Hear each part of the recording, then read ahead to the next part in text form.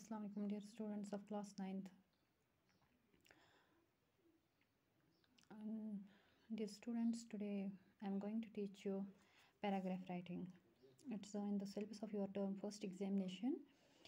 So paragraph writing में हमें पढ़ना क्या है कि what is paragraph and how to write a paragraph. Paragraph जो होता है ये क्या होता है और किस तरह से लिखा जाता है, क्योंकि मैं आपको ऐसे अगर मैं आपको 2-4 पैराग्राफ्स लिख के दूँगी तो उस तरह से आप उस पर ज़्यादा डिपेंडेंट बन जाते हैं कि आपको पता होना चाहिए कि अगर वहाँ से कोई भी टॉपिक दिया जाएगा आपको इसका रूल पता होना चाहिए कि किस तरह से लिखा जाता है, होता क्या है और किस तरह से लिखा जाता है। पैराग्राफ जो है आपने सुना भी होगा कि क्लास में हम पढ़ते ये पैरा दूसरा पैरा। Paragraph is usually written in a single para, ठीक है ना। ये सिंगल पैरा में लिखा जाता है, इसमें आपको पैराज नहीं छोड़ने हैं। अगर आप पैराज छोड़ोगे तो ये ऐसे बन जाएगा, ठीक है। Paragraph is comprised of sentences but not random sentences. Paragraph जो होता है ये सेंटेंसेस का होता है, लेकिन सेंटेंसेस जो होंगे वो उनका एक प्रॉपर ऑर्डर होना चाहिए, उनका एक सिस्टमेटिक वे में होने चाहिए, न कि रैंडमली, ठीक है। एक paragraph is a group of sentences organized around a central topic. जो भी आपको टॉपिक दिया जाएगा उनमें से जो भी सेंटेंसेस लिखे जाएंगे, ग्रुप ऑफ सेंटेंसेस, वो किसके बारे में हो, उसी टॉपिक के बारे में जो आपको दिया जाएगा। In fact rule of paragraph writing जो है ये आपको एक सिंगल आइडिया जो है आपको एक सिंगल आइडिया दिया जाता है, उसके इर्द गिर्द आपको घूमना है और लिखना है इन अ ग्रुप ऑफ सेंटेंसेस में, वो भी सिस्टमैटिक वे।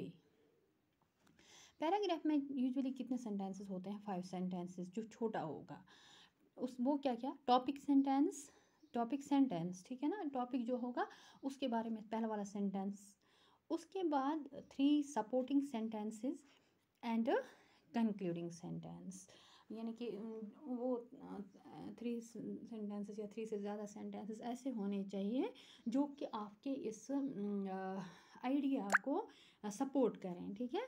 उसके बाद आपको जब आप कंक्लूड करेंगे उसके बारे में भी वहाँ पे भी आपको एक कंक्लूडिंग सेंटेंस लिखना है, यानी कि ख़त्म जब आप करना चाहेंगे तो तब आप ऐसा सेंटेंस लिखेंगे कि लगे पढ़ने वाले को कि ये लिखने वाले ने ये ख़त्म करना चाहा।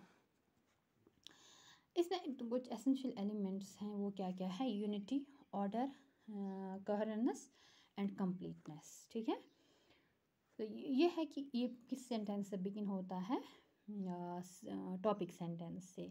हर एक पैराग्राफ का एक सिंगल आइडिया होता है, that's expressed in it is topic sentence. एक आइडिया होता है और वो हमें एक्सप्रेस किस में करना है? पहले वाले सेंटेंस में, जब हम बिगिन करेंगे, जब हम पैराग्राफ को शुरू करेंगे। Order refers to the way you organize your supporting sentences. Order means कि जब आप सपोर्टिंग सेंटेंसेस लिखेंगे आपको भी उसके लिए एक प्रॉपर वे देना है। Quality that makes your writing understandable. Coherence किसको बोलते हैं? कि आपको इस हिसाब से जब आप पैराग्राफ लिखेंगे तो आपको क्वालिटी इस टाइप की देनी है कि जो भी आप लिखेंगे वो इजीली क्या होना चाहिए? अंडरस्टैंडेबल होना चाहिए, पढ़ने वाले को आराम से वो क्या होना चाहिए? समझ आना चाहिए। उसके बाद है कंप्लीटनेस। जब पैराग्राफ वेल डेवलप्ड होगा, सारे सेंटेंसेस क्लियर होंगे, मेन आइडिया को सपोर्ट करेंगे, तब आप समझ लेना कि आपका पैराग्राफ जो है वो कंप्लीट हो गया। एग्जाम्पल्स में मैं देती हूँ।